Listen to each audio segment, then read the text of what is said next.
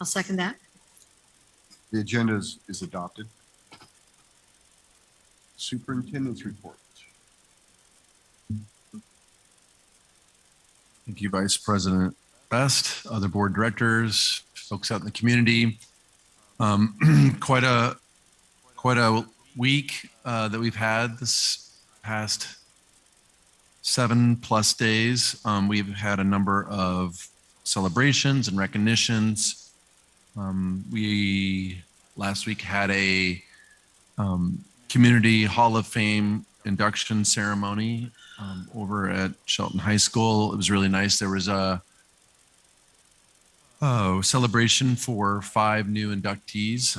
Ricardo Del Bosque, who was a former employee, would like to recognize Ricardo, as well as Jamie Dawson, who was also a former employee here. It's nice to see them and their families and recognize those 2 former members of the Shelton School District staff. Chris McGee, Connie Nelson, and Doug Sells. So it was a great event. Held celebration for all their contributions to the Shelton School District, either as former students, staff, and so lots of recognition for them. And I think the really neat thing about that event was that the students got up there and were able to read the bio of each of the inductees. Really made the event special to see our students do background research on each of those individuals, and then again read their bio to the group. It really made it quite a special event. So I thank all the staff that helped put that on. There was quite a few folks who were intimately involved in putting on a really successful event. It definitely got a sense of what the Shelton community is all about.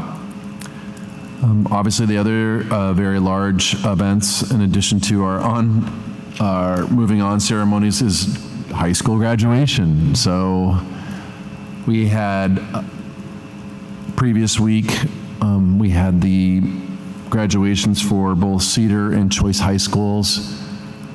Really nice to be able to see the students come up, and they had their pictures of the students up on the screen. It really kind of made it feel like you could get to know the students, and they come up there with their own personalities, which is nice. Moved across the screen. We had some excellent speakers as well at both of those events. So congratulations to all the graduates at Cedar and Choice High School. And then I know the board directors and quite a few folks were at the Shelton High School graduation over at St. Martin's University. The place was packed. I mean, extra packed, I guess would be my more accurate term. Lots of family members at that event. The choir was able to sing. We had 3 valedictorians at the high school that were able to speak, plus their student speaker. And I see some of those students actually in the crowd that are going to recognized this evening. Really was really nice. Just felt like, wow, this is why you like to have in-person opportunities, because then you can kind of get not only an opportunity to recognize people a lot more readily, but again, back to that sense of community where you're able to make personal connections. And so really quite a nice event for sure. And I again want to thank all the staff who worked really hard to put that event together. That's not an easy show to put on. It's quite a big orchestrated event for us. And so I was meeting with Principal Kipper this morning, and we were talking about just always some ways of what worked, and then some ways to just make some slight changes to even make it a better event every year for us. So that's really nice. And congratulations to all the graduates at Shelton High School as well. So it's really neat to watch a culmination of 13 years of education right in front of you as they walk off, and you're like, wow, they're walking off as adults and out into society. And of course, in our strategic plan, we have a lot of things that we're coming up to, again, better prepare our students so that when they go off post-graduation, that they have truly a choice, and I want to emphasize that, a choice on college and career readiness. When we give our students more skills and experiences to be equipped to navigate the world, they in turn have the opportunity to make their own. More choices are available to them, and to seek their own journey into, again, adulthood. I think the last thing, we have a number of speakers today, would just be a celebration also for really the entire community, because this year we set upon ourselves to have a goal of keeping the doors open to the school district. We know that during the pandemic it was going to be a challenge just for the sheer number of cases and the transmission rates for both the county, but also just really for staff. You have to have so many adults available to provide services to our students. So I want to give a special recognition to really our parents and our guardians for entrusting us and sending your students here, and really our students for wanting to continue to come to school despite all of the changes and the requirements on health and safety. And of course our staff who upheld the health and safety mandates set forward by the state that led to a tremendous success. We did not close a single school, and I think it probably numbered around, I don't know, 8 or 10 classrooms that had to close for a couple days each. We tried to limit that as much as possible.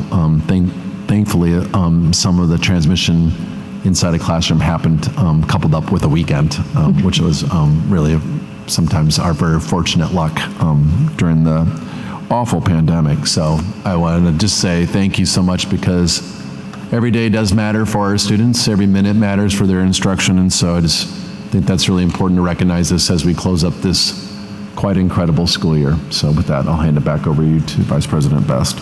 Thank you, Superintendent Jesse. We now come to the community comments section of our meeting. There will be a second one later in the session. I'm going to read the criteria. As a part of the regular school board meeting, the board invites community members to make comments in person and or by phone as conditions allow. If speaking in person, please follow the public comment procedure by signing in and stating your name, address, at the podium when called on by the board chair. If making comments by phone, please dial 1-253-215-8782 and enter meeting ID number 854-3386-9913. Each person is allowed 3 minutes to speak. In accordance with the Open Public Meeting Act, the board is not allowed to discuss items that are not on the agenda. The board will direct the superintendent to follow up on any items that arise during the public comment as appropriate. The board will not allow complaints against an individual staff member or student in open session unless that individual has requested an open public hearing. In regards to tonight, we have quite a few speakers, so we will be adhering to the 3-minute time limit, so I'll give you kind of a little bump just when we get close. Amelia Acosta.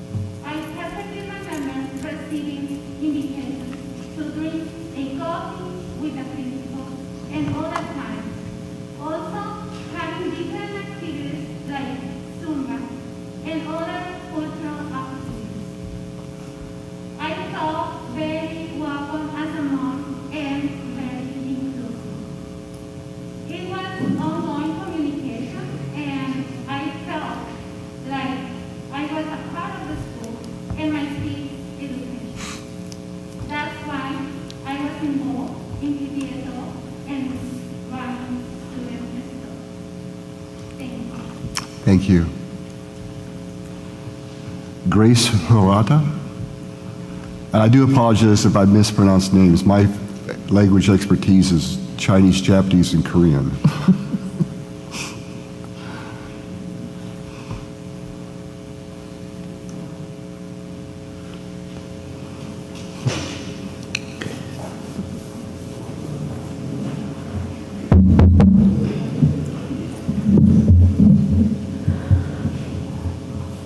Good evening, everyone. How are you doing? Thank you for coming this evening. It's a good day. There's sun out. My name is Dr. Grace Huerta. I'm a professor at the Evergreen State College. I'm originally from East Los Angeles, California. I am the daughter of parents who do not have the opportunity to attend college. They gave me that opportunity by working hard, just like the parents in this community of Shelton. At the Evergreen State College, I teach education programs in English language arts as well as ESL. At our college, we provide teacher training programs specific to dual language education, language acquisition in both English and Spanish, as well as English language development. We also support the training of diverse, multicultural, and what we refer to now as bicultural or people of color educators, or also known as BIPOC teachers. We also support the training of bilingual teachers in dual language programs, such as those programs offered in the Shelton School District, and particularly at Evergreen Elementary School. We really want to partner with the Shelton School District, our college. We sent several Evergreen teachers to your district over the past decade since I've worked here. We feel that the community has been cut off from dual language programs. This is not just a Shelton School District program, it's a community program ranging from Thurston County to Mason County. Any decisions to change the program, we want to see much more involvement with dual language teachers and the multilingual community and families. So we're hoping in the future that decisions are made with us and for us and not without us. So we're looking forward again to working with you all in the community to support dual language programs with the Evergreen State College. So hoping we can work together in the future. So thank you so much for having me here tonight, and thank you, everyone. Thank you. Jennifer Dawson.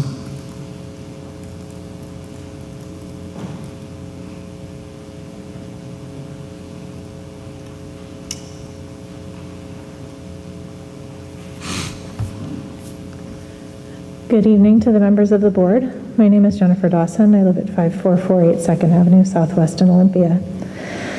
I've taught in second grade dual language at Evergreen for 8 years. I'm a national board certified teacher in English as a new language. I have a dual teaching certification in elementary education and English language learners. I come before you again to ask you to support our multilingual English learners education by ensuring that our teachers have adequate and sustained training in English language development. This school year is the first year that we've used WIDA as a state. It has different standards for teaching multilingual English learners than ELPA 21, and it requires the participation and cooperation of both the designated EL teacher and the classroom teacher to work together to meet students' needs. I know that all of our teachers were invited to take an introductory course on WIDA last summer. As someone who was invited to be a trainer for these courses, I know that it was simply an introduction to the structure of WIDA, not how to teach to help students meet the standards. I've checked the training schedule for the upcoming school year. I don't see any training for English language development planned. I see training on balanced literacy, and I see training about creating safe and welcoming schools, and these are important, and that is wonderful. I'm glad to see them, but I'm concerned that we are setting a large portion of our student population up for failure because these don't address the language development needs of our multilingual English learner students. Last time I came before you, I asked for you as a school board to provide me and other teachers of ELs in our district with resources and materials that we need in order to intentionally meet the diverse needs of our multilingual students. My colleagues and I need access to specially designated curriculum, resources, and training for ELD so we can teach ELD as required by federal and state law. We need training on how to use WIDA standards to create high-quality instruction for our ELs, and we need designated scheduled time within the school day to teach ELD. Without adequate training, Even teachers who are trying their hardest to ensure the success of their English learner students are not going to see the success that we as a school community want for our students. Language development scores are directly tied to success on other standardized tests like the SBAC. I know that the coming school year has a big focus on getting those scores up. Training teachers of multilingual English learners to teach English language development and then supporting those teachers with time, curriculum, and resources to deliver that instruction is the way that we will see those test scores improve over time. Again, I encourage you to reach out to the appropriate experts at OSPI who will assist the district in our goals to improve instruction in all of our English learner programs, including but not limited to dual language. They are there to help us, and they will help us without any additional fees. Thank you, and I hope you have a good summer. Thank you. Reduce Mentra? I know you'll correct me, so thank you. No worries. Hello, everyone. My name is Radus Mentina. My physical address is 1920 Hiawatha Place South, and I'm the Education Coalition Manager for One America. We're an immigrant advocacy organization working throughout Washington State. One of our policy areas is education, and since April I've been in conversation with community members and educators in the Shelton School District about dual language learning. Dual language learning is the most effective way to support our emerging multilingual population. It's a long-term investment in making sure students are bilingual and biliterate, and it's not a world language program. I think it's extremely important, as do the community members that I've spoken with, and while there are many concerns that I've heard, the one I want to talk about concerns community engagement and awareness. There's three things I've noticed regarding obstacles for enrolling students in dual language. One of them is that it's pretty difficult to find information about dual language online. If you go to the Evergreen website and you click on dual language, you're taken to a blank website page, and you have to click through multiple tabs on the district website to find information about dual language. Second, since dual language is a district-wide initiative, even though it's housed in Evergreen Elementary, all elementary schools, family liaisons should know about the program and should be able to effectively explain it and help guide parents in enrolling their students in the program. I know this isn't the case because I've called Mountain View and Bordeaux, and they transferred me to Evergreen instead of telling me any information about the program.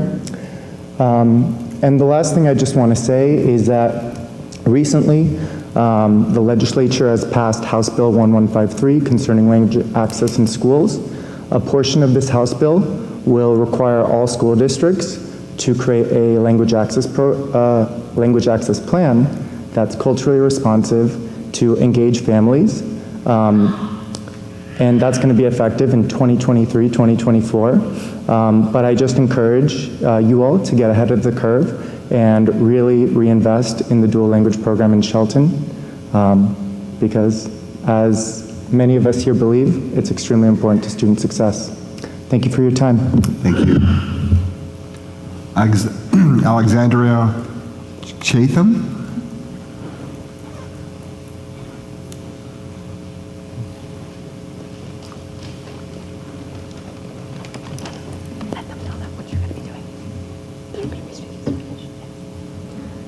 Today I'll be reading in Spanish, so she's going to be my translator. Sure. Just like a couple sentences. Hola, mi nombre es Alexandra Cheatham.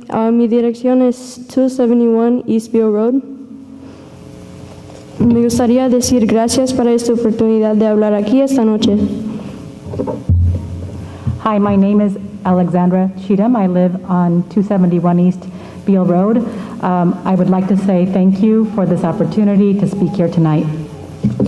Yo fui una estudiante de Evergreen desde kinder hasta quinto grado. En mis ojos, las familias que escogen a Evergreen escogen para que sus hijos puedan participar en este programa bilingüe. I was a student at Evergreen Elementary since kindergarten until 5th grade. In my eyes, the families of Evergreen choose for their child to participate in this program. Con el límite de 40 estudiantes establecido, es posible que los que vinieron no pueden ser parte del programa. Entonces lo que estoy diciendo es que no debes poner ese límite. With the limitation of 40 students established for the following years, it is possible that those who have arrived or who are here cannot be a part of the program. La programa bilingüe debe estar abierto para todos los que están interesados. Oh, and I forgot one part. And then what I'm saying is that there should not be a limit. The bilingual program should be open to everyone who is interested. Cuando yo fui en kinder había cerca de 100 estudiantes. Si hubiera un límite ahora, existe la posibilidad de no estar donde está hoy. When I was in kinder, there were about 100 students. If there was a limit now, there exists a possibility that I would not be, if there had been a limit then there would be a possibility that I would not be here now. Los que son bilingües tienen mejor oportunidad de obtener un trabajo, ser admitido a un colegio o a una beca. Yo tuve la oportunidad de obtener mi biliteracy seal mi freshman year. The ones who are bilingual have better opportunities to obtain a job, be admitted to colleges, and get scholarships. I had the opportunity to get my biliteracy seal my freshman year. Niños más jóvenes también tienen más facilidad para aprender un nuevo idioma o dos idiomas a la vez. Kids who are younger have the ability to learn another language, 2 or more at a time. Okay, your time. We would like to request more time since interpretation is being provided. 1 more minute? Okay. Aunque puede ser difícil al principio, definitivamente vale la pena al final con nada más excepto factores positivos. Although it can be difficult at the beginning, it's definitely worth it with positive outcomes. También ser bilingüe a una edad temprana les ayuda a reconocer palabras y estructuras de palabras más que una persona que solo habla un idioma. To be bilingual at an early age is also helps you recognize the structure of words and more words and a person who only speaks one language. And finally, I would like to say that my first language is English, and I would not be where I am today without this program. So once again, I ask of you not to limit the program to 40 students. Thank you.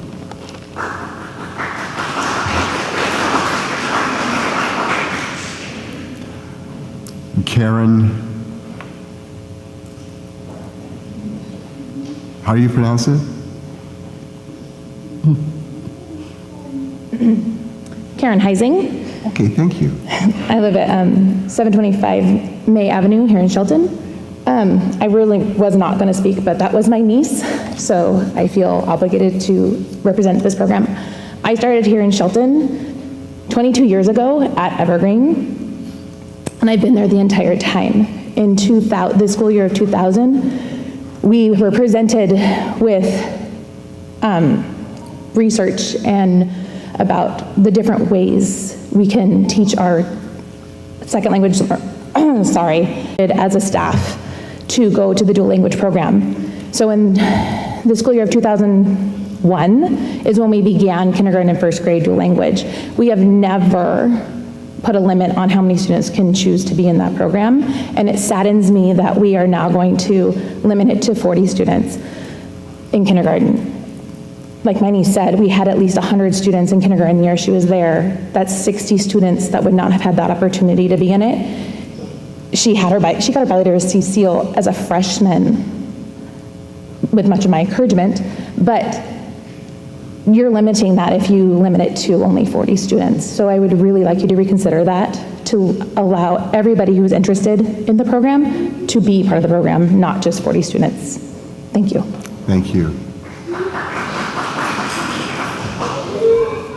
Mary Ehlers.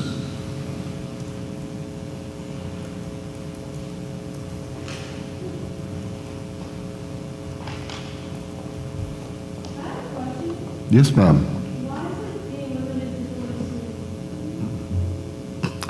It's not on the agenda. I'm sorry, we can take the comments. The superintendent can get back to that later.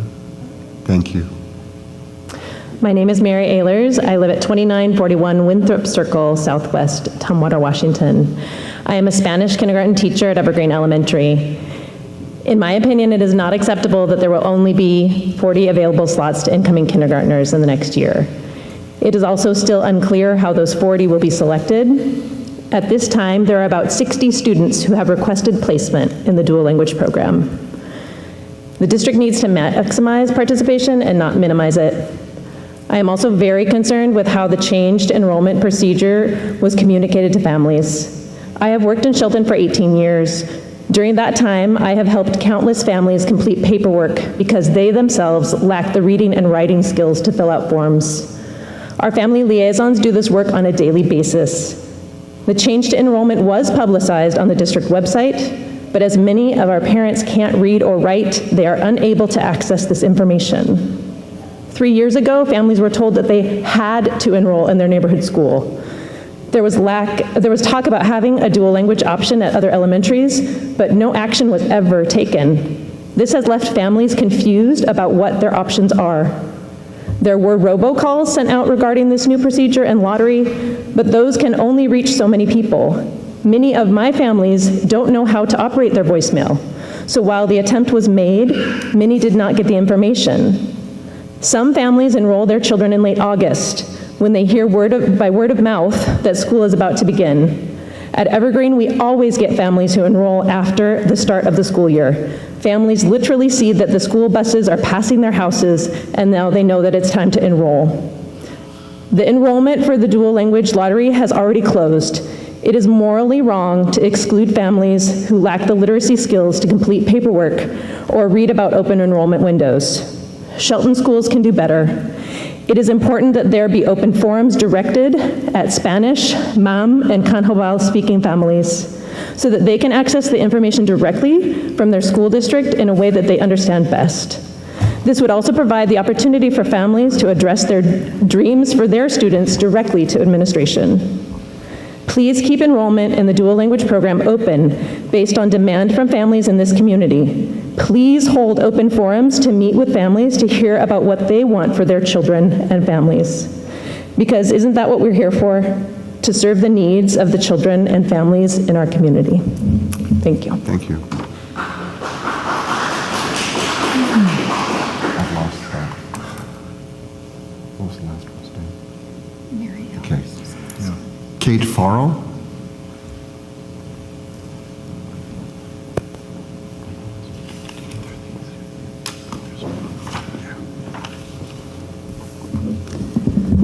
Hello, my name is Kate Farrell, and I live in Olympia at 2005 Cambridge Lane Southwest. I'm a former parent and employee of the Shelton School District. My son Samuel Doyle went to Evergreen Elementary from kindergarten through 5th grade. I'm here because I believe that bilingual and biliterate instruction is one of the very best things we can support in all of our children's education. I'm dismayed about the dual language program, which used to enrich many students' education, including my son's, being reduced in this district. I do miss living in beautiful Mason County, but becoming a single parent and going back to college meant moving to the big city in 2012. Prior to that, my 15 years in the Shelton area involved forming friendships and a love for this town that have both remained steadfast. But back in 2006, I was preparing to send my son to kindergarten. I had heard about the program at Evergreen, and I was thrilled. I grew up in Canada, where language immersion programs abound. With 2 national languages there, they're in public schools all over, even in predominantly English-speaking swaths, which is pretty much everything west of Quebec and Ontario. Also, English and French are seen and heard in every single public offering, including signage, announcements, and even on groceries. So I regret very, very much that I did not take more French myself, but I can tell you how to laver les cheveux et les mains. When my father went to South Africa around the 1980s and 90s, he came back with stories of children who fluently spoke 2, 3, even 4 languages. He was delighted that they could speak English for his sake, and he said he felt like a monolinguistic dodo with a master's degree. His words, not mine. We live in a world where bilingualism is appreciated almost everywhere. Americans who are interested in keeping up with the world think in terms of science and technology, which is, of course, both very necessary and great, but linguistically, in a lot of places, we're rather behind. So back in '06, I was able to enroll my son at Evergreen, and at the same time I was hired as this district's family literacy coordinator. In his 6 years there, and my 2.5 in that position, we both learned a great deal about the program in question here tonight, and the community that it serves. I asked Sam this very morning how he felt about his education at Evergreen Elementary, and at 21 years old now, he says he's grateful for it, primarily that it really helped him earn his language credit in high school, and also to be aware of the world outside of his bubble. In my work here, I learned how crucial the program was for children learning English, having a balance in school with their first and their new language. I've also worked in the Olympia School District and seen the alternative. I do not at all mean to undermine or belittle the work of the itinerant specialists providing language support there, but I can tell you it's nowhere near as effective as a bilingual program. I'm here tonight to beseech you to stop this program from diminishing at Evergreen Elementary for the sake of the children who need it, for equitable access to education, and for those like my son who would also benefit from it. I believe Shelton is a special little town and can absolutely be a leader in upholding the missions and goals of the Washington State Board of Education and of OSPI, as well as the RCWs regarding basic education and student language. I encourage you to support and regrow the program as a wholesome part of making Washington State a leader in equity and educational values, and also in making America not be a bunch of monolinguistic dodos. Thank you. Thank you.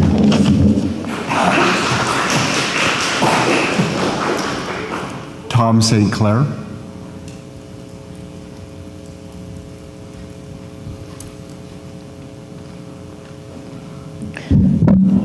Good evening. I'm Tom St. Clair. I live in Tumwater, Washington.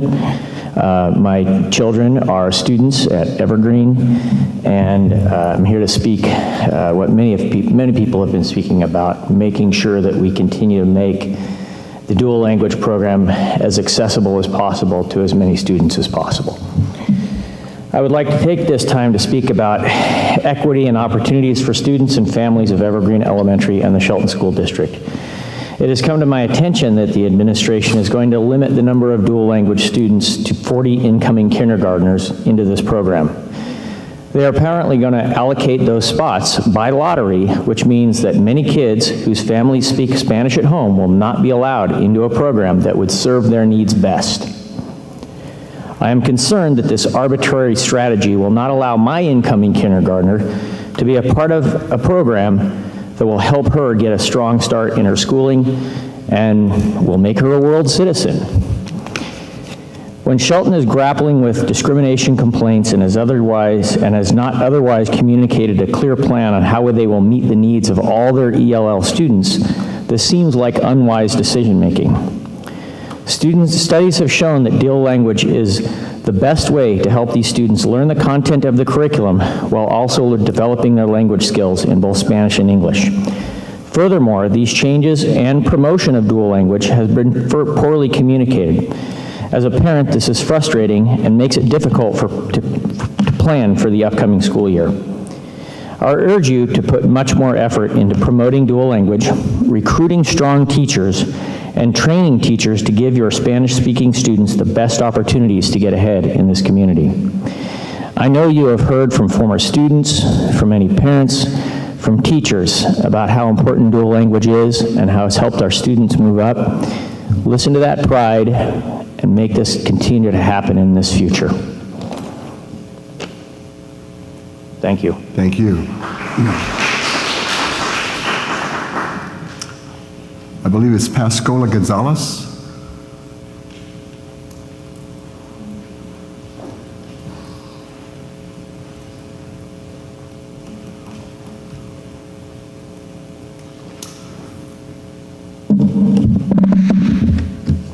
Hello, my name is Pascuala Gonzalez and I live at 912 East Shelton Springs Road.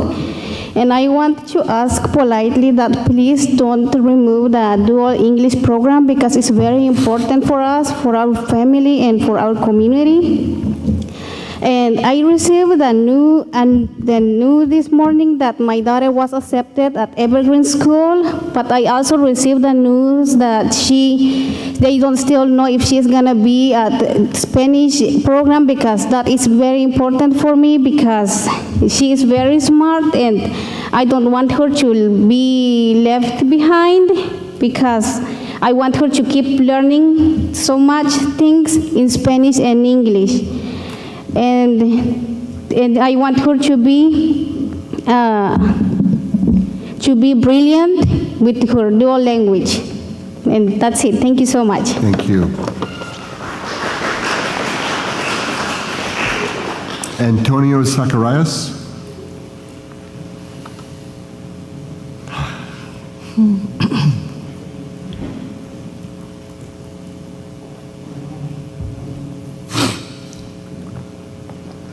Good afternoon. My name is Antonio Gaspar Zacarias. My address is 1313 West Coda Street in Shelton. What do you like most about Evergreen? It's a bilingual school that also celebrates Hispanic cultures. It really helps when teachers speak Spanish. It's unique because it also allows us to speak our language. And there's also teachers that we can speak Spanish with and trust. This is a unique bilingual school at Evergreen. We also celebrate Hispanic holidays like Kids Day, Day of the Dead, and Cinco de Mayo. And the school has many bilingual teachers like Miss Ingrid, Mr. Gonzalez, Miss Villalobos, and Miss Sheila. We get to keep our second language while we are doing school activities. And thanks to Miss Morgan, who bought Spanish books. These are the things I like about Evergreen and teachers that have helped through my journey in elementary school. ¿Qué es lo que más te gusta de Evergreen? Es una escuela bilingüe que también celebra la cultura hispana. Realmente ayuda cuando los profesores hablan español.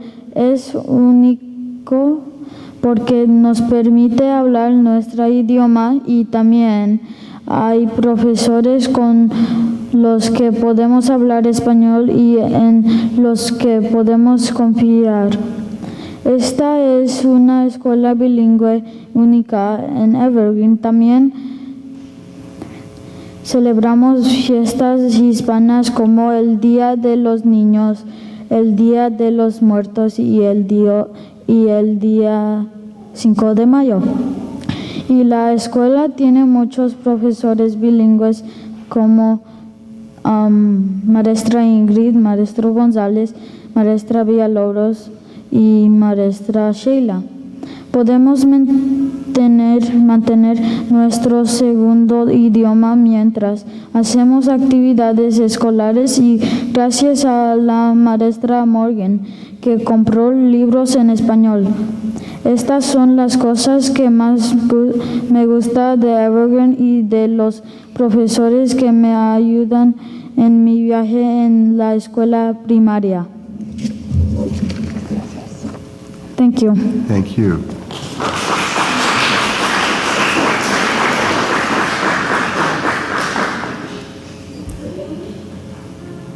Ade Villalobos.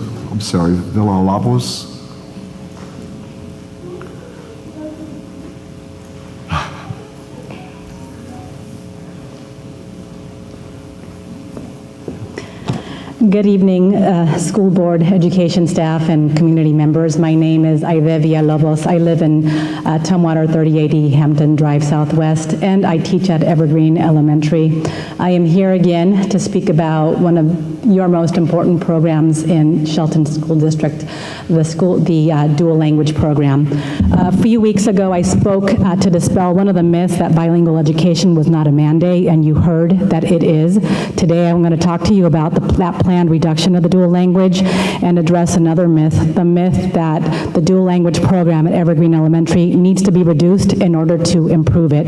This is currently one of the various justifications that is being used by Shelton School District for reducing our dual language program. You plan to restrict the program to 40 dual language slots starting next year in 2022-23 in kindergarten, which will then have an effect on all the years afterwards. You have heard or will hear support from different stakeholders, and wow, pretty incredible public comments that have been made about why it is not the right move to reduce the program. You've heard from former students, current students, former parents of the program, current parents of the program, and many more stakeholders from diverse programs. I wish I didn't have to come and speak to you about the legal aspect, but I mean, if the previous speakers have not convinced you about why you should not reduce to 40 slots in kindergarten starting next year, last week I did give you an RCW that the bilingual programs are a mandate in Washington State, and today I'm going to speak a little bit about the WAC 392-160-040, which is what you do when you can't have a bilingual program. Those are called alternative instructional programs, which include the English-only classes that we currently have at Evergreen Elementary. So school districts under one or more of the following conditions may elect to provide an alternative instructional program. So this would be one reason or reasons why you would reduce the program. So number one, necessary instructional materials in the student's primary language are unavailable, and the district has made reasonable efforts to obtain necessary materials without success. We have all of those materials. So Shelton School District could not say that we don't have the necessary instructional materials, so we have to have more English classes. Number two, the capacity of the district's bilingual instructional program is temporarily exceeded by an unexpected increase in the enrollment of eligible students. That is not true. You've heard that there are currently about 60 students on that waiting list wanting to get into kindergarten, and you're planning on reducing it to 40 students. So no, there is no reduction in the demand of the program. Number three, bilingual instruction cannot be provided to students without substantially impairing their basic education because of their distribution throughout many grade levels or schools or both. That again is also not true. Many students live in the Shelton School District and they come to our school for the program. The other schools don't have the program, Evergreen does. They get transfer requests. We don't have 500 students that live within the boundaries of Evergreen Elementary, so we will never have 500 students who will be able to, because of their proximity to our school, qualify as their home school. So yes, we do need students from others. And finally, teachers who are trained in bilingual education methods and sufficiently skilled in the non-English primary languages are unavailable. That again is not true. We have that availability. So these are the reasons, these would be the legal reasons why an alternative instructional program would be acceptable. None of those is true. Thank you. Thank you.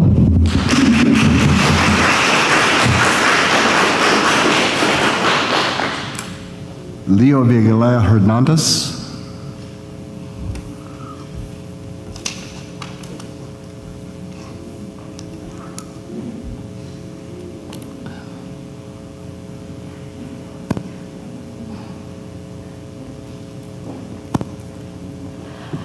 I will be interpreting for Leo Hernández. Hola, buenas tardes. Mi nombre es Leo Vigilda Hernández y vivo en 917W Franklin Street, Shelton. Hello, my name is Leo Hernández and I live on 917 West Franklin Street, Shelton, Washington. Primero, estoy agradecida de que estén tomando en cuenta el asunto sobre el bullying, porque conozco a varias personas que han pasado por ahí. I am thankful, first of all, that you are taking seriously the problem of bullying, because I know various people who have had this happen to their kids.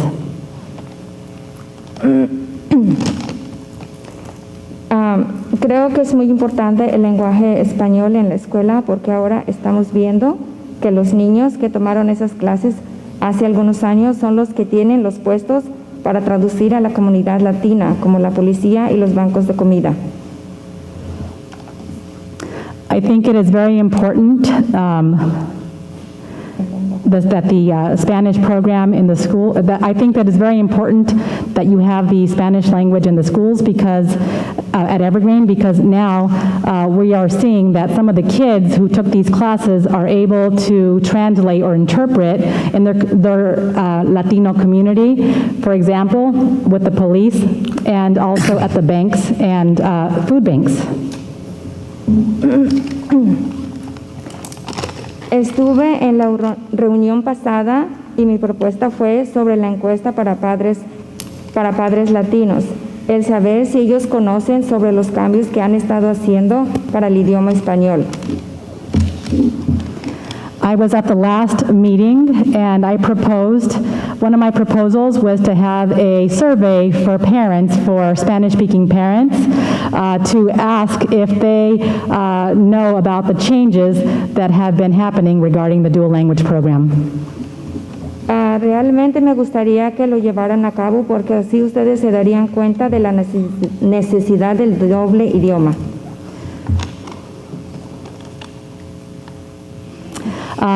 In reality, I would like for you to follow through on this because that is the way that you would come to realize of the necessity to have two languages. También quiero que nos instruyan para que lleguemos a conocer nuestros derechos porque las hay y los padres no lo saben, así como yo tampoco lo sabía. Also, I would like to ask if you could give us some kind of workshops so that we could understand what our rights are because many of our parents, including me, don't know those rights. Muchas gracias por escucharnos. Thank you for listening.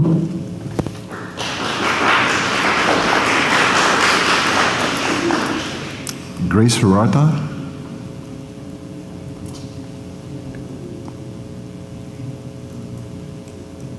Grace? Okay, must be on your choice. Thank you very much. Is there anyone who else would like to approach the podium and make a statement? There will be a second session after later in the meeting. Okay, with that we'll move on to Section 5, Reports and Recognition, 5.01, Recognition of the 2021 and 22 Student Scholar Athletes, Scott Chamberlain. Is it mandatory that I use that thing? It's being recorded, so. Okay, I'm a loud guy, so.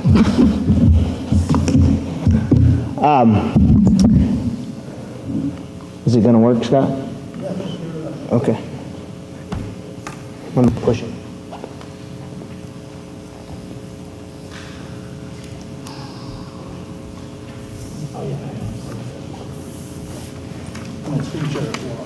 Okay. Well, thanks for inviting me here tonight.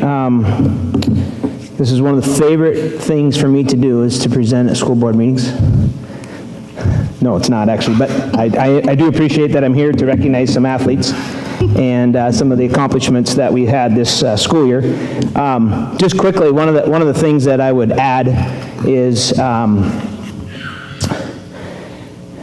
coming from last year or even 2 years ago, the word pandemic continues to wake me up at night and those types of things, but the best part of athletics is that we were able to continue through a lot of work from the WIAA, from our school district and our testing sites and with Mason County General and those types of, our Mason County Health, sorry, and allow our kids to participate. And so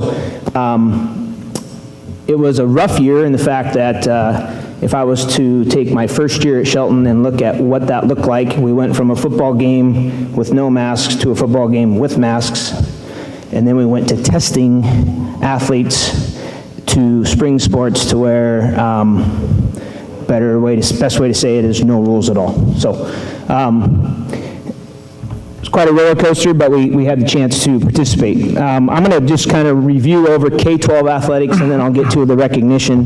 When I get to our athletes, I gave them some incorrect information. I was just going to have them stand, but there's a big TV in the way, so I'm going to have you guys come up here, okay? All right. Okay.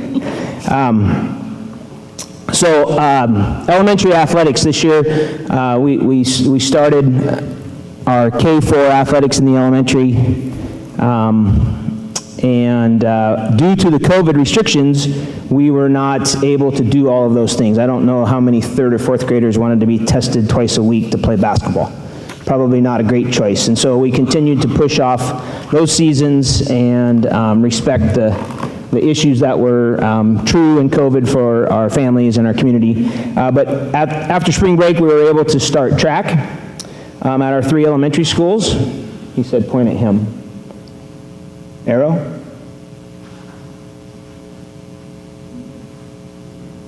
Oh, there we go.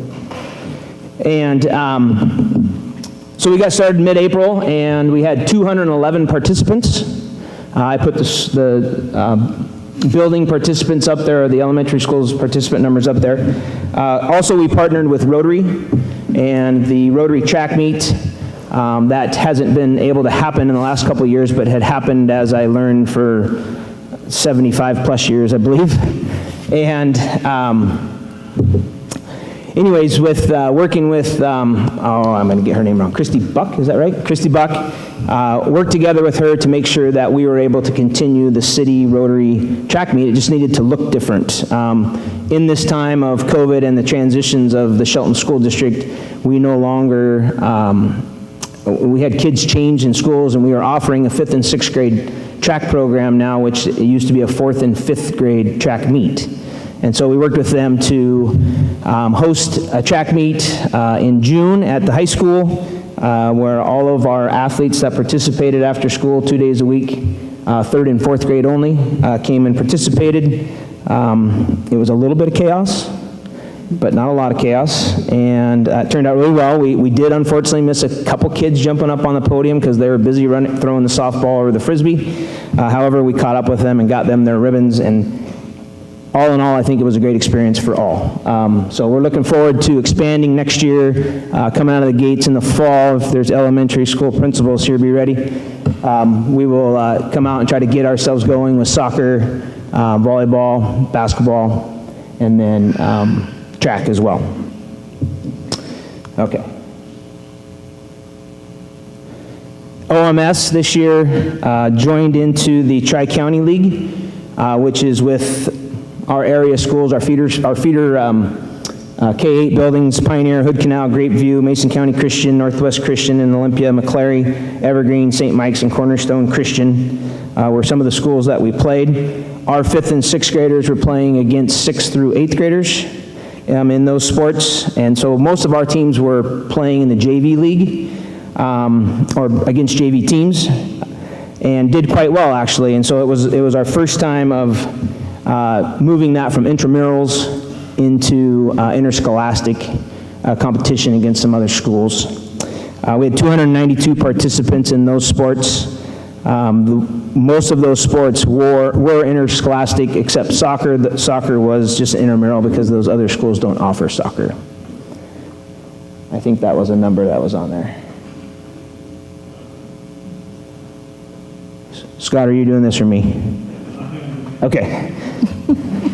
That's good to know. OBJH played in also the Tri-County League, which is, I think they've been in it for maybe, this is their 4th year, which is with Centralia, Chehalis, Hoquiam, Montesano, Elma, Rochester, Tenino, Elma.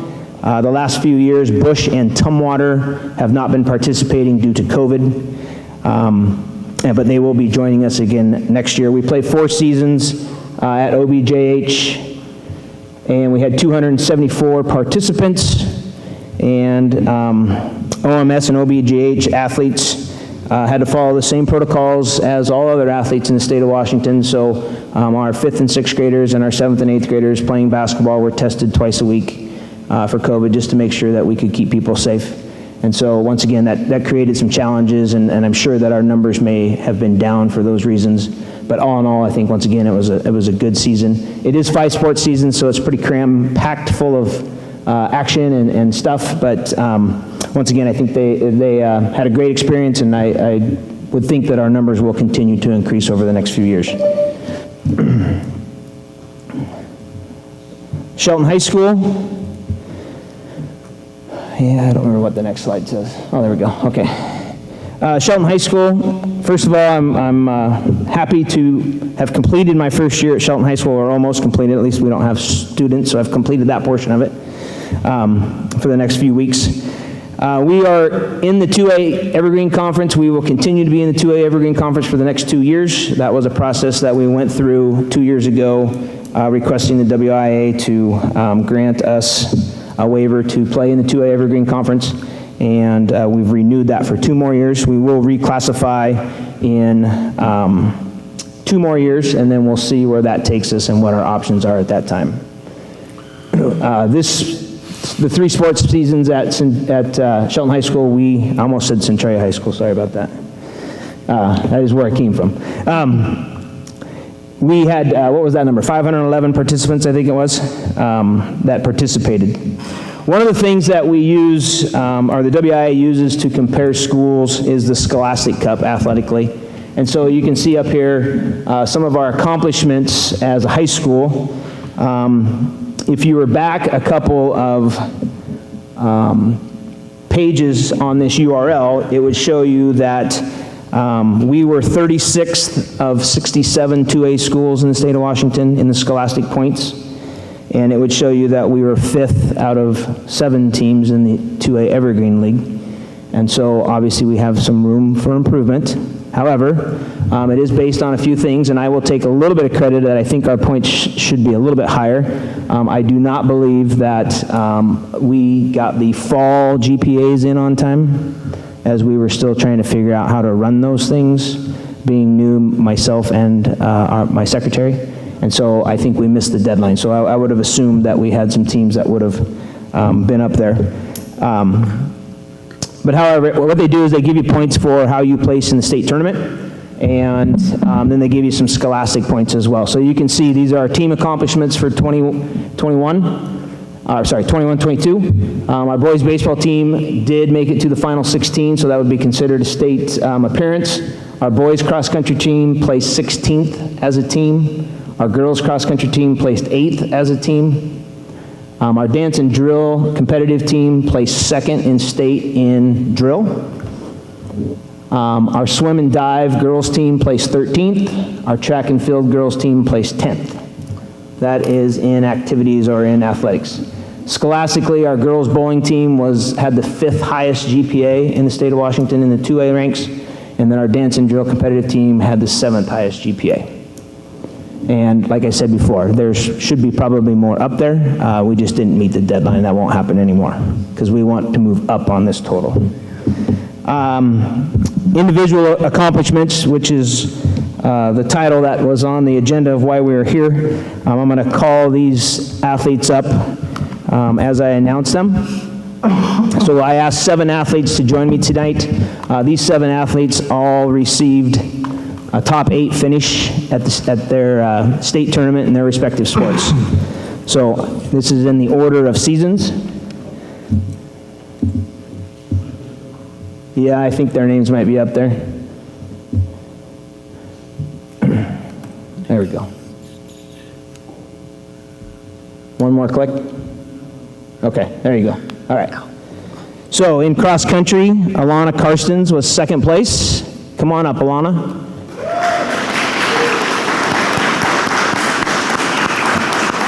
Did I get it wrong? He's putting something. There you go. Perfect. All right.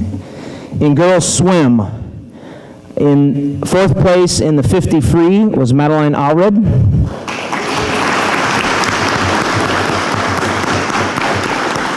Eighth in the 100 fly was Allie Sachs.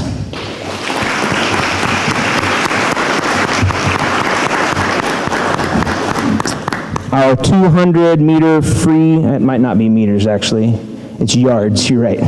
200-yard free relay team took 5th place, and that was Lalia Olenberg,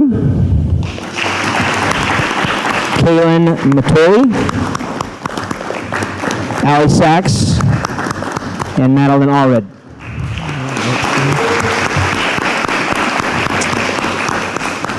In winter season, in wrestling, Ryan Makowitz took 6th place in 170-pound weight class.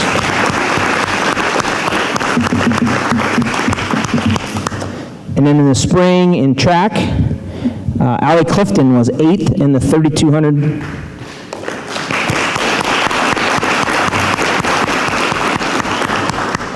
And then Alana Karstens, who's already up here, was a state champion in both the 1,600 meter and the 3,200 meter. Also, Alana set the meet record in the 3,200 meter. Before I let them go, I'm not sure if there is another slide. Oh, there is, look at that. So the 2A Evergreen League and the District 4 pair together to give away $500 scholarships every year to one male athlete and one female athlete in our league. And we took both of them. I will give one caveat. There was actually another girl that received one from Tumwater as well, so we broke the rules a little bit.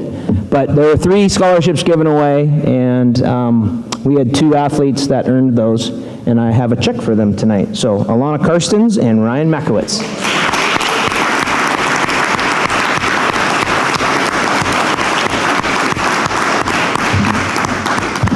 Once again, what a great accomplishment for state participation, state medalers.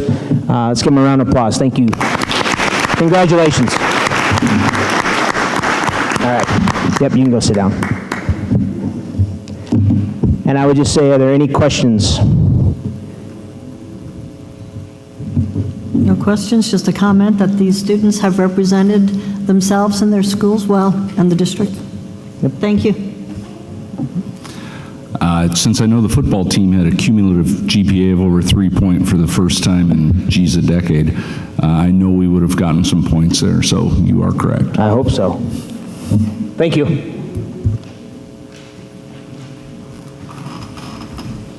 Okay, item 5.02, highly capable program update by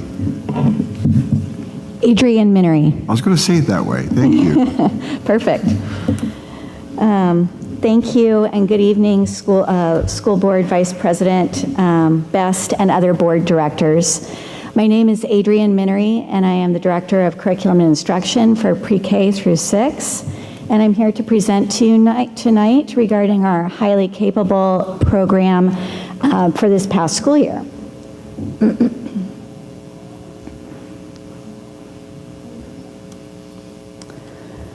So here we'll go over our identification process and services this year. Our referral window was open in December and January. We extended it for a bit longer because of COVID and wanted to make sure we had that time available. We identified staff and families via multiple methods, including email, take-home letters, robocalls, our district website, and social media posts. And all of our outreach documents were translated. And we also then administered a screener for all of our 2nd and 3rd grade students, which this year was the MAP benchmark assessment.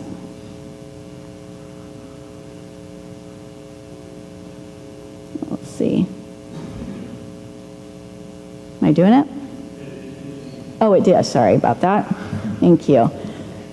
So our referral process, our students were identified through screening. So those were the 2nd and 3rd grade students that we identified, and students who were identified through the referral process then took the COGAT assessment.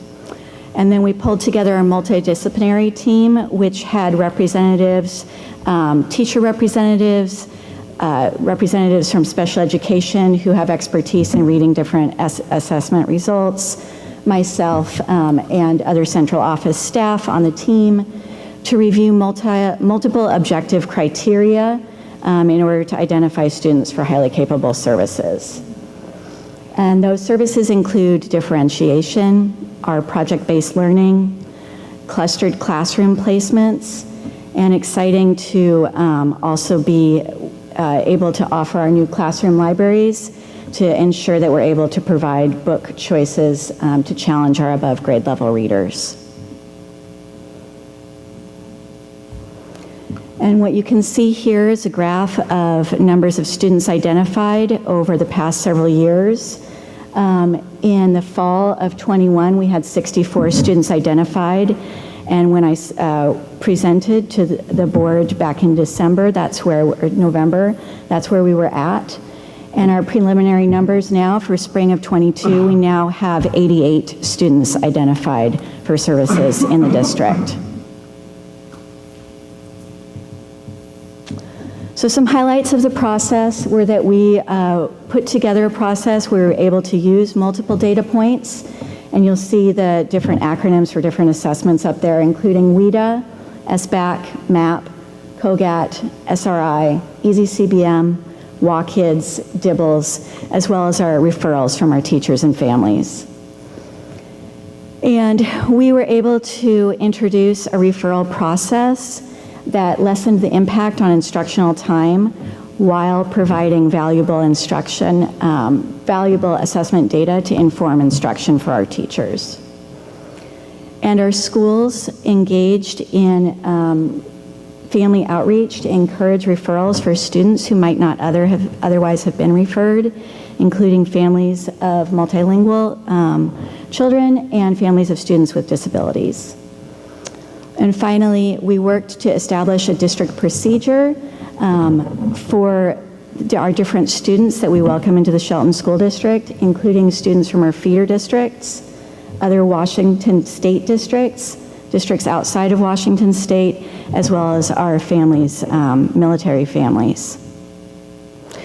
And so that concludes my presentation, and I welcome any questions that you might have. Thank you. Any questions from the board? Okay, thank you. All right, thank you. Okay, 5.03, Summer Maintenance Program, Robert Heron. This one I can pronounce. Good evening, Vice President, members of the Shelton's Board of Directors and Superintendent.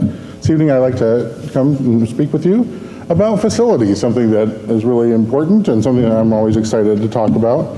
First, I do want to start by just talking a little bit about just the year that we've gone through in the facilities department and safety with COVID. I just want to thank my team for all the work that they've done to, like the superintendent referenced in his report, keeping schools open, whether it's our new safety manager, John Holbrook, our custodial foreman, Mark Brown, and our maintenance foreman, Chris Walton, that worked collaboratively to keep everything moving. Our custodial team, which done a phenomenal job to help keep things clean and sanitary, focusing on all the latest COVID information and trying to do everything we could to be nimble. And I just could not do it without the team that we've assembled this year. They've done an amazing job, and I just feel like since I have an opportunity to stand in front in a public meeting, I want to just give thanks to them and appreciation for the work that they've done to help support the district and everything that you do here as well. Thank you for that. So this evening I want to talk about our plans this summer. We have a very aggressive summer plan for facilities, way more than we've done since probably reconfiguration. I'm sure you remember reconfiguration, what we went through there. And so we put out a detailed plan of a lot of things that we're going to do, and I want to go over with all the different tasks. And so we're hoping the summer's long enough and the weather is well enough and our team stays healthy enough to get through all these. And so we'll start with, Scott, if you could advance to the next slide, please, that'd be great. So first thing I want to talk about is Olympic College / Cedar High School. We have the portables. So we've had some setbacks in the permitting and the design for that we're not going to be able to get those open before the beginning of the school year. But we are now working to try to get those ready for the second trimester SEAM. And so we had a meeting today with Olympic College and with our architects, and so things are progressing really well there, and so we're excited about that. There's more work that we normally would have to do for portables. because of drainage and other things that are there on the site. So these things will be taken care of, and we'll have actually a superior project as a result. We're also working with teaching and learning on in-classroom libraries. This is something we're really excited that we get to support directly the district's strategic plan and goals. And so we're going to be working to do the physical aspects of getting the libraries actually set in place and bookshelves in place throughout. We're also preparing over here at the old Mountain View a book depository. So we're going to be, we have places where we're going to be moving volumes in and out for supporting our in-classroom libraries. We'll have a space where we'll be able to store and do that. We're also at the ASB 300, the old Mountain View, preparing a little warehouse, so to speak, for our science kits. So we're, part of our strategic plans, we're expanding how science kits are being used, and so we support that by rotating those out into the buildings, and so we're going to be able to have a prep place where all the kits are prepared and things are topped off and stored, and we're bringing that out of the district warehouse and giving them a better space to help support that. And then we're also doing, just district-wide, we're really focusing on a major cleanup, getting old surplus items, things, get our hallways and closets and things more organized, and getting a lot of things that we've been holding on to for years, we're getting them surplus, and we'll have a bigger surplus sale than we've ever had to get that stuff out. And Scott, if you could take me to the next slide, please. So we're also, an exciting thing was we're starting kickoff on upgrades to our facilities at Shelton High School Special Ed. And this year, one of the things we're going to be doing is the classroom in Portable 2. We're going to be, Portable 1. We're going to be expanding that into an adjacent underused office to provide them with more teaching space. And we're going to be also replacing the carpet. We're going to be adding some handicap door access, ADA switches, so the paddles, so that they can get in and out, because there's a new student that's going to be joining that needs additional assistance. And then another big project is at Choice High School, the room 1516, the old library upstairs. We're going to be converting that into a mild refresh to turn that into a district conference room training center. As you've been to things that the district office, our conference room there is undersized for many of the things that we do. There's a lot of things and trainings the district is looking that we really need a better space for, and this is going to meet our needs. It's going to be an exciting thing to be able to have this space turned over to you by the end of summer. We're also the High Climber Stadium entrance. We finally have the city's requirements and what they want done there, so we can get that project 100% completed. We'll be doing some new ramps. We have to bring in a third-party inspector to inspect some straps that we have to put in to make sure that the containers do not blow away and so forth. So we'll have that finished this summer for Scott. Also, the district office, we're going to do some minor work up front to really freshen that space and making it more welcoming for, we host people up front. Sometimes people have to sit around and wait for a little while and do things to prepare for meetings and so forth. And we just want a space that says welcome to the district, that's got better lighting and just something that's going to be more appropriate. And so there's going to be some new paint and hallway or flooring and lighting, and we're really going to brighten that space. Over here at Shelton High School, the bottom floor of the sub, the part that's close to the parking lot, I'm sure you've noticed, is in two sections. The bottom section has been a locker dungeon since the day it was built. Well, we're going to remove those lockers this summer and do some demo in there, and we're going to clean that space up, renew flooring, new lighting, and that's going to become a CTE lounge. And so the long term, the CTE is going to look for, and the high school are going to come together to come up with a complete idea for that space, which could involve relocating the student store and other things in that space. But this year, we're going to clean it up and get it ready for future use. And so so that space can be utilized. The students are there every day, and they right now it's not utilized at all with just old lockers. So we're also going to the ag portable. We're going to do interior repainting. We're going to do some place some new sheds that CTE purchased and get those secured. We're going to do roof repairs, portables all around the district. We are going to add at Bordeaux, the team there, PTSO and the faculty, were able to get a grant and raise some funds to add some ADA upgrades to their playground. And so facilities are supporting them to get that work complete. There'll be a new walkway that will come out, a hard surface for people in wheelchairs to get all the way out to the play area, and they're also going to get a new play feature. And so that's all coming. And then the next slide. CTE, they're also going to get some new Connex boxes for, actually we're going to repurpose some existing Connex boxes for storage in the boneyard in the back of the 800 building. And so that'll give them more access to support auto shop and wood shop and welding. We're also going to do some targeted sidewalk repairs. We have heaving sidewalks at Shelton High School in the 800 and courtyard this year. We're also doing deep cleaning of all the mechanical pent houses up at Shelton High School. This year, we must have had greater winds and weaker trees, but we have a lot more up on our high roofs than we normally do. That's going to require more cleaning. We also have major moss treatments on our roofs and our lawns. The last 2 seasons, we really have suffered under, because of the weather conditions, has been very good for moss. And so we want to make sure those get taken care of. We're also going to do some reseeding at Bordeaux for the front 2 lawns because they have been especially hard attacked by moss. And so we want to get those cleaned up and ready. And then for some extra work, so these are all of our major items. These does not include normal maintenance, work orders, and preventive maintenance items that we talked about. But if we can squeeze in additional work, we are already laying the groundwork to do these items. We also are looking to we have a multi-year project to clean up what are called the rafter tails at Shelton High School. Those are the extensions that stick out past the edge of the eaves. They, unfortunately, that is not a very good design for Western Washington. They've spent a lot of money and effort trying to keep those things maintained over the years. Well, they've come to an end. So we actually are now cutting them off as they deteriorate, clean them up, flash them, paint them for something that will be better to maintain. We also are going to be re-siding the portables for special ed. And so the first one we're going to start, if we can, we're already ordering materials.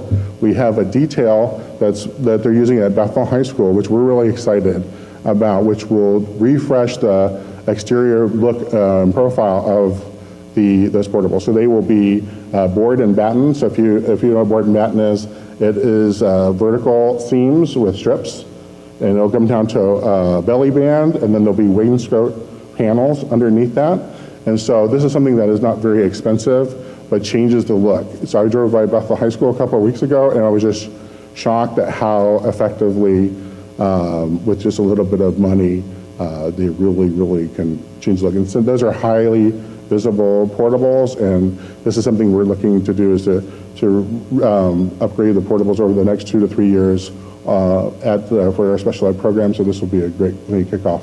And also, I am ready to issue a purchase order to do the 3rd item because the pricing came in under what I had budgeted, so we are definitely moving with number 3, and that is to change out the remaining wood ramps and stairs at our special ed portables that are wood to aluminum, because the aluminum is safer, it's a longer enduring product, and it's something that's been needed to do for a long time. So we'll take you beyond the summer. I want to take you through a list of things that are either large items and things that the facilities department is reviewing and managing. Also large capital expenses and needs that will not fit into our recurring budget. And so these are things that just to keep on your radar that we'll be bringing back to you for additional funding requests or other needs. But these are things that are important that we address. First, I want to talk, though, about the EBC, the Enrollment and Boundary Committee. So we kicked off and had our first meeting last month, and so that will have another meeting next week, and then we'll go into the fall. So this is the EBC, as I'm sure you recall, is a work that is being done by a committee to make back recommendations to the superintendent and the school board. So this is going to drive a lot of important decision making when it comes to facilities after it's complete and then action is taken by the superintendent and the school board. So one of the things is that we could start making lots of decisions about portables and where we do things, but if we do those decisions prior to the EBC's work being complete, we could be doing things out of order or things that are not looking for our long-term needs and goals and our future needs. So the EBC now has become very critical that work and to get that allowed. So it allows the focus of everything that facilities do can be done effectively. So we're excited that that is happening. And our committee is, we have a committee of 23 people. And so we're really excited by the number of people in our community that were interested and excited to join this work and participate. We also have the wood floor at the mini dome. That is a major capital project, and it needs to, ideally it needs to be replaced. It is ready, but we do not have the funding for that currently. We also, as we talked about, we're starting the process of modernizing the portables at special ed. And this will be a comprehensive remodel that's necessary, everything from roofing, siding, lighting, carpeting, casework, bathrooms. It's to bring the building into a new, completely refreshed to go for another 30 years of life. Then we have the parapets of all the Shelton High School. We have where the mechanical penthouses are up top. All of those need to be reframed and re-roofed. They are, they're needed severely. And so every year that condition is becoming even more apparent. We also need to do a seismic evaluation of Shelton High School High Climber Stadium. And then it's time to also paint and reseat that building. So that's coming up in the next year or two. That will be needed. We also need to paint, reside all the older portables in the district beyond special ed. We also need to replace boilers at OMS, Bordeaux, and the swimming pool at Shelton High School. Just to let you know, a boiler costs about $100,000. They're very expensive by the time we go through every single boiler. And we have, close to 20-something boilers in the district. It's a major capital expense. We have also, specifically the mechanical penthouse at the sub. We have, tens or probably hundreds of thousands of dollars of equipment up there on the sub that has to do with, the kitchen and also the mechanical space of the sub that's ready for replacement, and that area needs to be re-roofed. It's one of the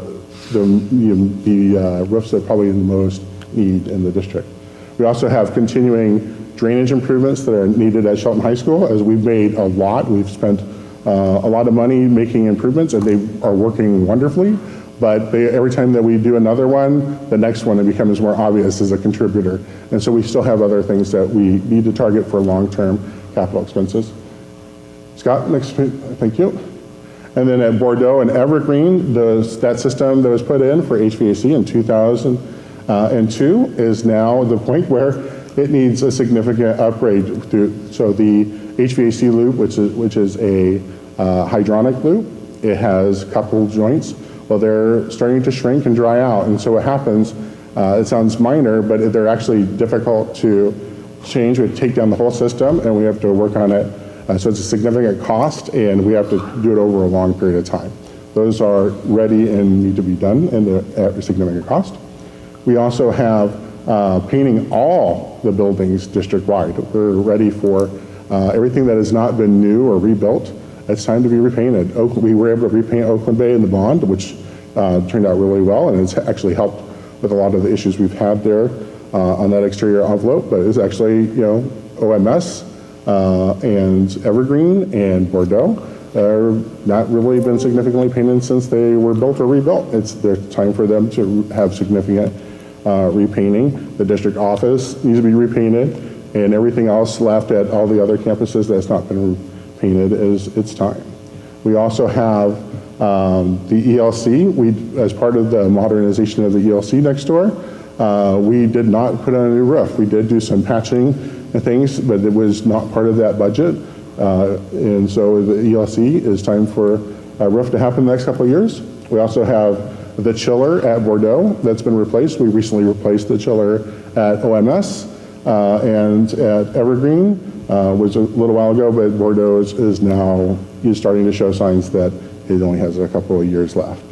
The University House, which is next to Bordeaux, we need to re-roof and demo the storage building in the back. ASB 300 and Bordeaux are ready for new roofs in the next couple of years. And we also, the power service for Shelton High School and Choice is insufficient for growth.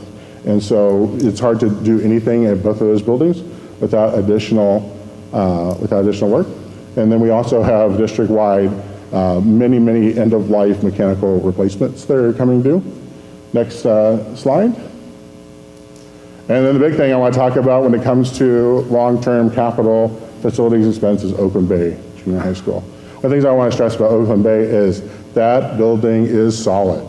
It was built 30 years ago, or opened 30 years ago, a little over 30 years ago now.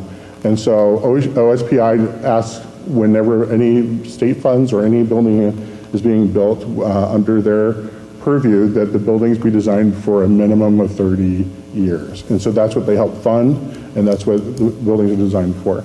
And after 30 years, it's intent that either that building is replaced or it's modernized. And so we're now to that point at Oakland Bay. The building, though, like I said, is very solid. It's a concrete tilt-up building and CMU. It isn't going anywhere. But the infrastructure in the building is starting to age. And so some things that will need to be addressed as we, some of them, our standards have changed, like for lighting. That building is a dark building. It's hard to believe that we build, looking at our modern buildings that we walk through, it just really stands out that this building does not have the same lighting as others. But our HVAC mechanical systems are at the end of their life. It's a 30-year-old building, right? We're doing upgrades and we're doing things to help that, and we've done some targeted things. But on a large scale, if we were to go through and spend a couple of $1 million, we could actually get significant improvement on all these things and get this building into for another 20, 30 years of life because it's in such good shape. But these things are things that we're going to have to be looking for over the next couple of years. And so I think that is the end of it. I don't think I have another slide. So with that, thank you, and that is my presentation. Thank you, Robert. Does the board have any questions? I do. Can you tell me how many portables do we have currently? Or if you don't know off the top of your head, a follow-up in email would be fine. We have 12 portables currently. And that's actually 13 with the Ag Portable. So except for the Ag Portable, they're all double classroom portables. They're all classroom portables? Mm-hmm. Okay, all righty. And if somebody else has a question, go ahead. I forgot. To tag on to that, what would be, and I don't assume you're going to have an answer right now, but per square foot maintenance on a portable versus a regular constructed building as we move into the future. I see several instances where we're adding improvements or updates or whatever to portables, but within 2 pages you're reciting a portable, and then 2 pages later you're improving the same portables. And I guess my question is at what point's the break even for just building a building? Yeah, I don't have exact numbers for you, but I can tell you that in general, portables are less expensive to maintain, repair than equal square footage of a conventional stick-built building. And one of the biggest reasons is they are not on real foundations. And so that contributes to significant savings all the way around. We don't spend the money on drainage, and we don't have, so the building's, quickly set in place, and the water can flow freely underneath it, not causing damage to the building. But when it comes to the roofing on the roof, it's the same cost. The siding is the same cost. The windows are the same cost per square foot. Flooring when we go through and update it. So many of the other costs that are related to the portable are equitable when we're talking about remodeling or renovating a stick-built building that's existing. If we're going to replace a building, the portable is significantly less expensive than a building built on foundation.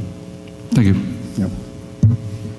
Still talking about portables, since we're going to be looking at this for a while down the road, would it be possible maybe to get a inventory of the portables that are at each school?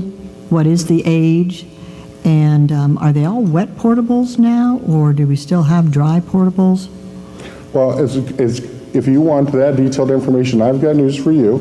We are in the process of our annual, our 6-year ICOS building survey, and so that actually has broken out in tabs, very detailed information about each individual portable, its age, its square footage, and also maintenance, its condition, and also recommended maintenance for that. So that information is coming up over the summer, and so I'll have more refreshed and updated information than something I could provide for you, and it's from an independent third party, so it's a great analysis. As far as wet portables, we do not have, I would say our mix is about 50-50 wet versus dry still.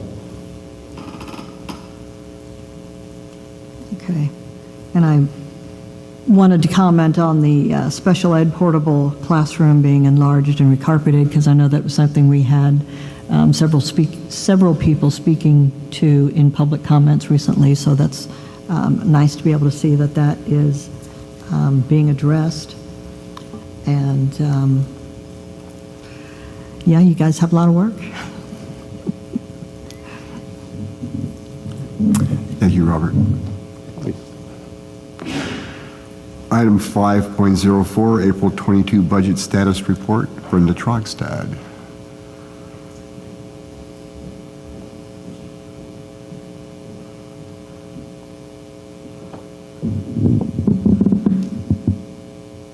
Good evening, Vice President Best and Shelton School Board members. Wait for Scott to put up my slide here.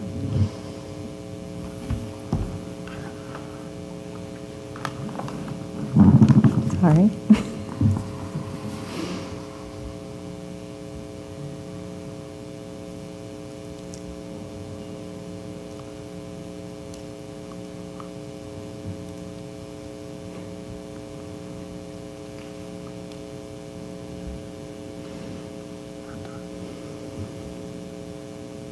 There you go. Awesome. Thank you. Tonight in your board packet, you have the budget status for April of 2022, and I will go through this for you fund by fund.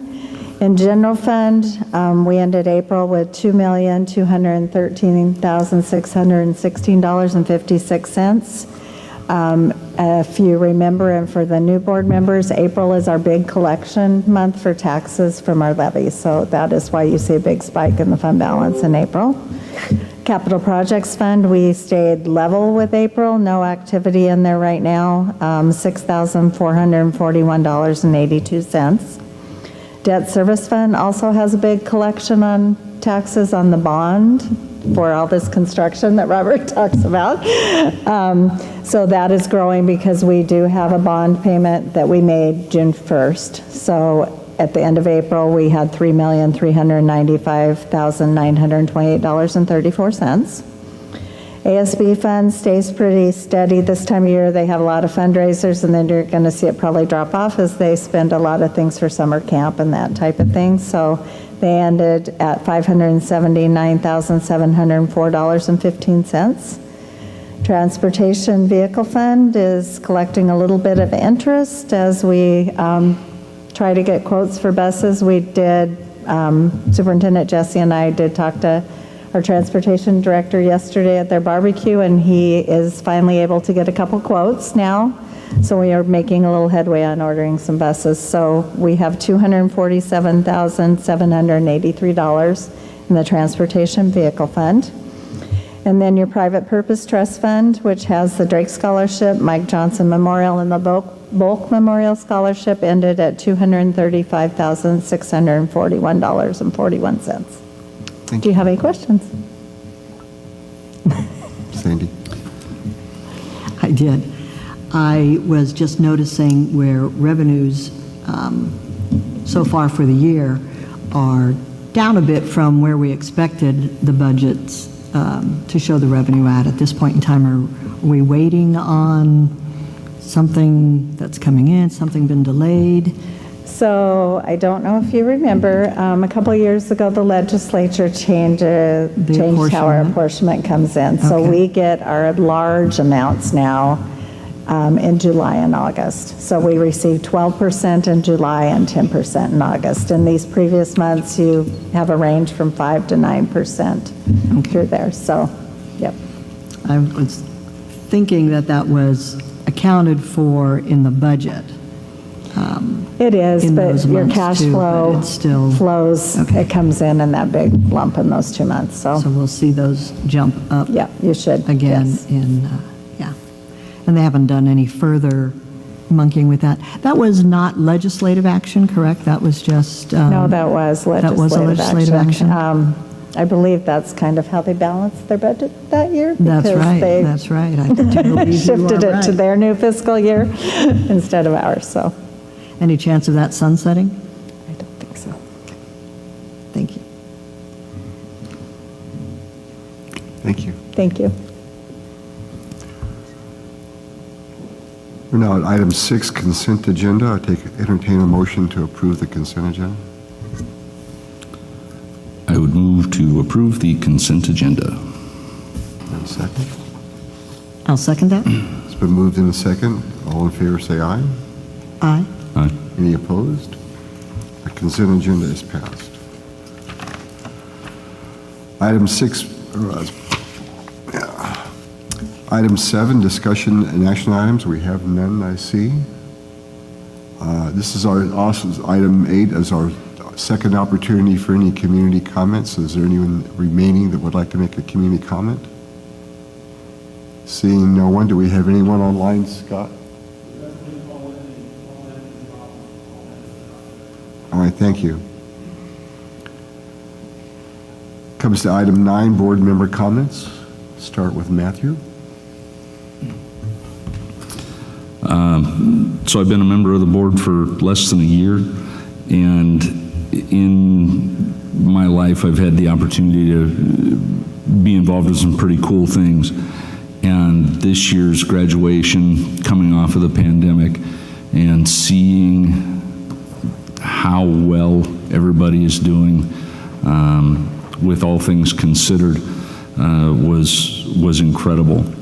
One of the things that was driven home to me as I was able to shake the hand of every graduating senior, because I was able to make it to all 3 graduations, is the equity statement that is part of our plan is more important than I ever would have realized. I knew it was important, but as I watched everybody come through from every different named anything, it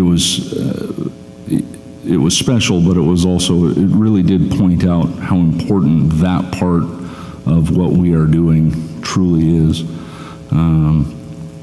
Good job to everybody to get as many people as we did through the pandemic and on to graduation, and now they move on to bigger and better things.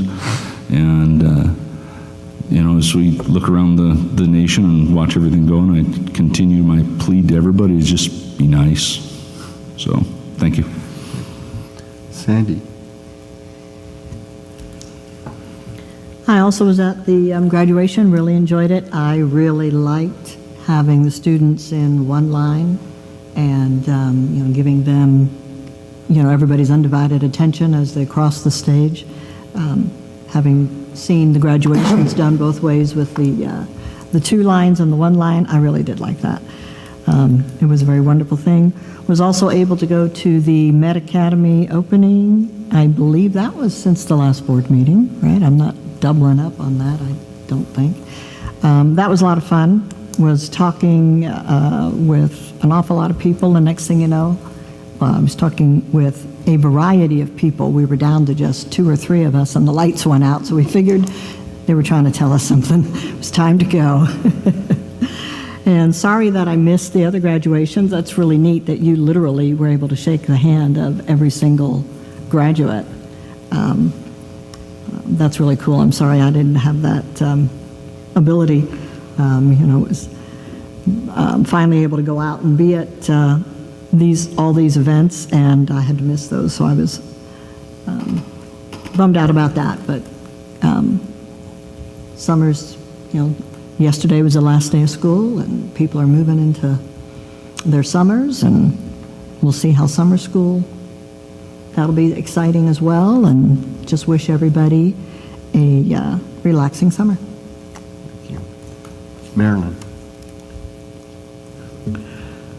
I also attended the Shelton High School graduation, and I just wanted to say, since I'm kind of a new board member, that was the first. I was unable to make it to the Choice and the Cedar graduations, but that was the first graduation since my own daughter graduated quite a few years ago, and it really brought back a lot of memories. It was definitely a high point in my service on the school board.